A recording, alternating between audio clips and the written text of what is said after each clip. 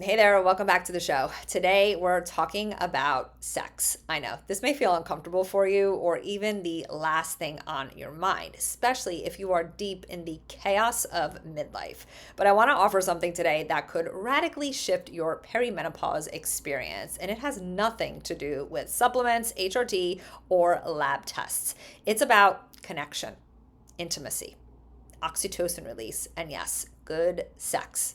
Look, the hormone shifts that are occurring in perimenopause can make you feel like your body is betraying you. For many women, your libido plummets. You are exhausted, moody, and touch can feel overstimulating or even downright irritating, especially when you have little kids. At the end of the day, you're probably sick of being touched. So the idea of sex, well, it's often the last thing on your mind. But good connected sex can actually help ease many of the symptoms that you're dealing with. So let's get into the science a little bit. All right, oxytocin, which is known as the bonding or love hormone, is released during orgasm, touch, and even eye contact. It plays a pivotal role in reducing anxiety by dampening the activity of the amygdala. That is your brain's fear center. It helps lower cortisol, relaxes your nervous system, and fosters feelings of connection, trust, and safety. All things that we need as humans, but especially those of us in perimenopause. So, one study published in Biological Psychiatry found that oxytocin release, especially in the context of positive social interactions like intimacy, touch, and support, reduces cortisol levels and buffers the body's stress response. So, oxytocin doesn't just make us feel connected, it actively helps the body regulate stress hormones, which in turn is going to improve emotional resilience as well as our physical health. Another study from 2023 in Frontiers in Endocrinology found that oxytocin levels actually significantly decrease in postmenopausal women compared to premenopausal women. So, this decline is associated with increased risks of cardiovascular disease, osteoporosis, urinary incontinence, sexual dysfunction, obesity, and even reduced metabolism, which is very similar to the decline in sex hormones like estrogen, progesterone, and testosterone, right? It increases your risks of these diseases. Now, the researchers suggest that enhancing oxytocin secretion could be a vital strategy for improving women's health while aging. I'm also going to link to an article in the show notes about oxytocin from Dr. Lindsay Berkson. She is somebody who I deeply respect in the women's hormones and health space and who I've learned a lot from over the years. She has really dug into the science behind oxytocin, and she even recommends taking it. I have not dabbled in that yet, but I am very open to it and probably will at some point because I want to feel as good as humanly possible for as long as humanly possible. All right, so when we engage in pleasurable sexual activity, the body releases a surge of other feel-good hormones as well, like dopamine and endorphins. So endorphins act as natural pain relievers, which help to ease headaches, joint pain, period pain, and other common symptoms. Sexual activity also promotes deeper, more restorative sleep by calming the nervous system and enhancing relaxation. By now, you have probably heard me talk about the nervous system many times in previous episodes because it is that important. And in midlife, it really, really is vital that we start to slow down, we start to set boundaries, we ramp up self-care and really take care of our bodies because those hormone shifts are no joke. And when we continue with that go, go, go mentality, overdoing, over functioning, we are not going to feel our best. Lastly, research shows that these hormonal shifts can have a powerful impact on your metabolism by improving insulin sensitivity, reducing chronic inflammation, and supporting overall metabolic health, which becomes, as you know, increasingly important during perimenopause. So, sex is a full body reset and one that most of us are not accessing nearly enough. All that said, I understand the challenges that many couples face. It is not always easy to get there, right? Between work, kids, aging parents, the stress of life, And our shifting hormones, intimacy often falls to the bottom of the list. Plus, men and women often approach sex differently. Some of us have more of a responsive desire, meaning we don't walk around feeling aroused. We need the right environment, like emotional safety, affection, touch throughout the day, and time to slow down and get in tune with our bodies and what we need in that moment. Meanwhile, others may have a more spontaneous desire. They may be ready to go without much warm up. And when those two styles don't match, it can lead to a lot of miscommunication, hurt feelings, and even avoidance. And many people assume that men have spontaneous desire, like they're ready to go at any time, and women have responsive desire, taking them longer to get aroused. And while that may be true for a lot of people, that's not always the case. Many women, myself included, have spontaneous desire, and many men, like my partner, have responsive desire. More on that later. So here's the other layer: shame. We were not taught how to talk about sex. Many of us grew up with religious constructs or homes where we were told sex is bad or dirty. Even in sex ed, we were taught how to avoid pregnancy and STDs. We really weren't taught about how to experience pleasure, right? Or, you may have had sexual trauma, and that adds another layer of complexity to all of this. And if you're in a long-term relationship, it can feel really, really vulnerable and uncomfortable to talk about sex. We internalize guilt, judgment, stories about what's quote unquote normal, and then we suffer in silence when things don't feel good or aligned.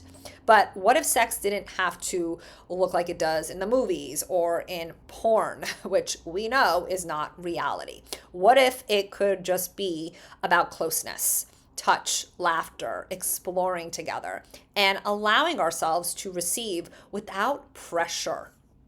So, full transparency, Mike and I went through a bit of a dry spell. Life got busy. Work has been very stressful for him. He had some health issues come up. I've been so focused on the business. I'm navigating perimenopause myself. So we were pretty disconnected for a while, even without kids. Although Dawson, our dog, can be quite a handful. We love him, but he's added a lot of stress to our life. When you adopt a dog, you don't always know their history, any trauma that they experienced. So it has been a lot to deal with at times, even though he can be such an angel at home and with us. We were out in the world. His behavior is less than desirable. So we have had our fair share of training and trying all different methods to improve his behavior. But you know what? He is who he is, and we love him just the same. All right, getting back to intimacy. Neither one of us really knew how to initiate properly or ask for what we needed. Sex felt transactional at times, like something to, check off the list. And me being the spontaneous desire type would often initiate in sort of an abrasive way, which Mike didn't always appreciate because he's actually quite romantic and a sensitive man. And often my timing was terrible. Like I said, we had a lot of work stress, and sometimes I didn't know how to read the room, if you will. So as a result, I didn't feel desired, he felt frustrated, and we didn't really know how to fix it.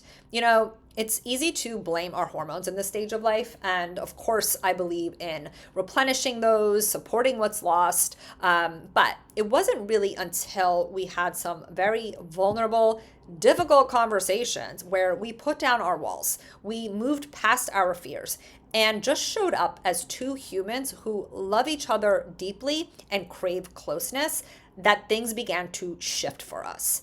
It wasn't easy. It was not, but nothing in life is, right? We thought that we were broken. I even thought that we may separate at one point, but we were so committed to resolving this. So I want to just share a couple things that we did. Of course, I can't go into all the details in one podcast episode, but I hope that these things help you. So number one, we started talking about sex more frequently and without judgment. We talked about our likes, our dislikes, things that we were willing to try, and more.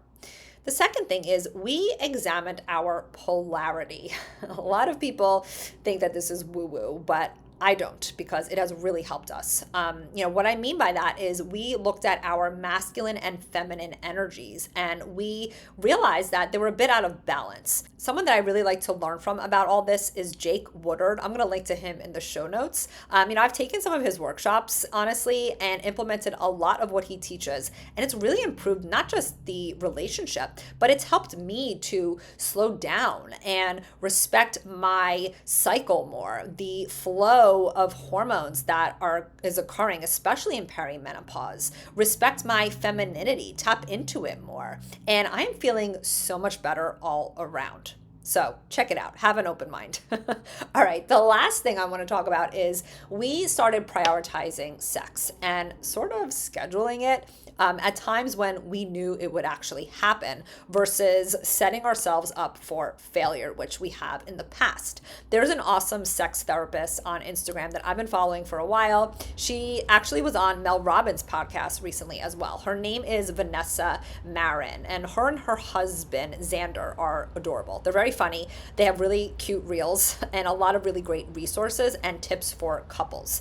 One thing that they talk about is having sex first, meaning before you go out, before there's an event, before you eat a big dinner, because she says so many couples wait until the end of the night when they are exhausted, and it tends not to happen. So just some food for thought. I know that may be a little difficult if you have kids and kind of like planning around that, but you do what you got to do to get things done, right?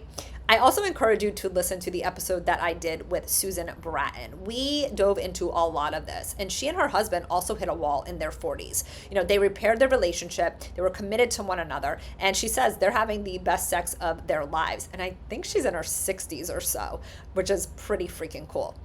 And look, it's not about having a perfect sex life. It really is about reconnecting with the person that you love, rebuilding trust, being vulnerable, self-reflecting on your role in this, because as the saying goes, it takes two to tango. And it really is about creating space for pleasure and believing that you deserve it. So if you're in that place right now where intimacy feels like one more thing to do or not even on the radar, I want to gently invite you to start exploring. Start with small things like hand-holding, cuddling, deep conversations, more eye contact, time together without your phones, and sharing what feels good or even what you miss about intimacy. Sex isn't just physical. It's emotional, hormonal, relational, and deeply human. And when we give ourselves permission to slow down, to feel, to receive, it's not just good for our relationships, it's very healing for our bodies, especially in perimenopause, when we really do need to move at a different pace. So I'll leave you with this. Your hormones, your mood, your energy, they all respond to safety, connection, and love. So no, this isn't about performance or pressure. It really is about reclaiming one of the most nourishing forms of self-care that we have access to. And if this episode stirred something in you, maybe a desire for more closeness, or maybe even a little grief about what's been missing, just know that you are not alone. Many couples struggle with this, and I too felt alone and frustrated for some time. But I had hope, and luckily a partner who was willing to open up and try new things. We are in such a better place now. In fact, things have been better than they've ever been for us. These conversations matter. So if you've been resistant to talking to your partner about this, think of me as your cheerleader, encouraging you to move past any fear or shame and start the conversation. There's really no right or wrong way, but try to do so without blame, because when we come at our partners with blame, shame, pointing fingers, that does not give them a safe space to truly open up and connect with you. All right, I hope this episode lit a fire under you. Until next time. Hey, before you go, if you're ready to get educated, empowered, and feel your best in your peri years and beyond, grab my must-have guide for women 40 plus navigating hormone changes via the link in the show notes. You'll learn my top 5 strategic diet and lifestyle changes to make ASAP to support your declining hormones and get back your energy, improve your mood and confidence. The information provided is for educational and informational purposes only. I am not, nor do I act as a doctor or any other medical professional. I am not providing healthcare, medical services, or attempting to diagnose, treat, prevent, or cure any physical, mental, or emotional disease or condition. The information shared is not intended to be a substitute for the professional medical advice provided by your own medical or mental health provider.